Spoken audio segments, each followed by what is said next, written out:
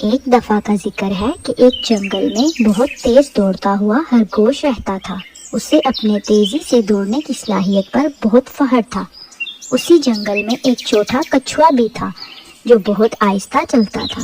جب کچھوے نے دیکھا کہ خرگوش اپنے دوڑنے کی صلاحیت پر بہت زیادہ مغرور ہوتا جا رہا ہے تو اس نے خرگوش کو دوڑ میں للکار دیا۔ خرگوش نے کچھوے کی مقابلے کی دعوت کو قبول کر لیا۔ جب جنگل کے دوسرے جانوروں کو اس کا علم ہوا تو وہ بھی بہت زور سے ہنس پڑے، کیونکہ خرگوش جنگل میں سب سے زیادہ تیز دوڑتا تھا اور کچھوا سب سے آہستہ چلنے والا جانور تھا۔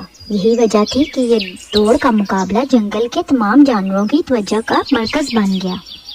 اس مقابلے کو جیتنے کی یہ شرط رکھی گئی کہ جو بھی اس جنگل کا ایک پورا چکر لگا لے گا وہ جیت جائے گا۔ جیسے ہی دوڑ شروع ہوئی تو خرگوش نے دوڑنا شروع کر دیا۔ خرگوش اپنی تیز دوڑنے کی صلاحیت کی وجہ سے بہت آگے نکل گیا اور کچھوا نے ابھی تک چند قدم کا ہی فاصلہ طے کیا تھا۔ جب خرگوش آدھے رستے پر پہنچا تو اس نے اپنے پیچھے کی طرف دیکھا، پر کچھوا اسے دور دور تک نظر نہ آیا۔ خرگوش اتنا سفر طے کرنے کے بعد کافی تھک گیا تھا، اس لیے خرگوش نے کچھ دیر آرام کرنے کا فیصلہ کیا اور یہ سوچا کہ کچھوے کا اب اس سے آگے نکلنا بہت مشکل ہے، اور یہ سوچتے ہی سوچتے وہ گہری نیند میں سو گیا۔